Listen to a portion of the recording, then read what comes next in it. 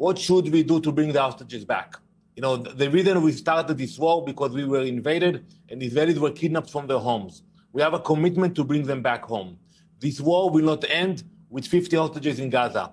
Even if the UN will vote about resolutions against Israel and more countries will say that they want to recognize a Palestinian state in the future, it will not change our determination to bring all of them back home to their families.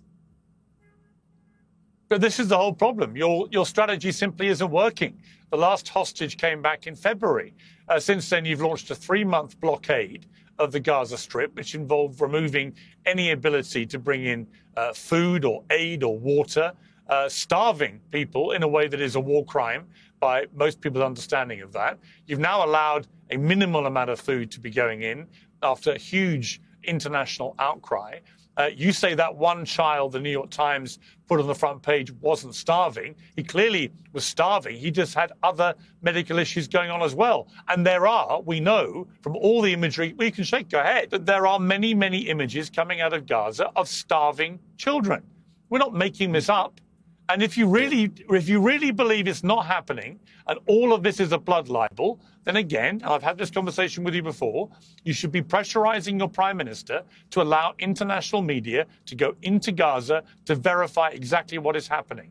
But, you know, I want to play you a clip. This is from the BBC. Oh, hang on. I want to play you a clip from Jeremy Bowen. You're spreading so many lies. Hang on one second. Ambassador, with respect, I will let you respond. I will let you respond. But I will let you respond, but let me just play one clip to you of the BBC's Middle East editor, Jeremy Bowen, who's reported from every war zone in the last 25, 30 years. Here's what he reported for the BBC. So the Jordanians have passed on a message from the Israelis. The Israelis don't want us to film out of the window at the devastation inside Gaza. But I've spent 10 minutes looking at it with my own eyes. And I can tell you that communities in the north of Gaza that I knew well, very vibrant, tens of thousands of people living hard lives, but actually with a remarkable human spirit, are flat. There's nothing left of them.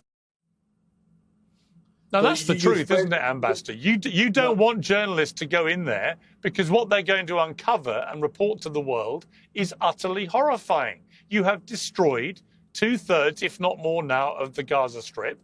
You've displaced 2 million people into a very small area of the Strip.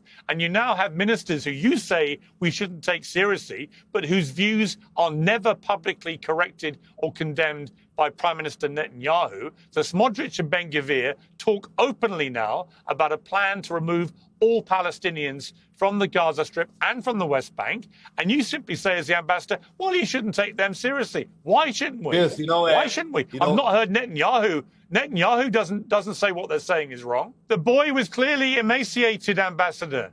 Clearly emaciated. So yes, he has a medical condition, but also he's clearly not eating, right? No, so that's why not deny true. what we see with our own eyes?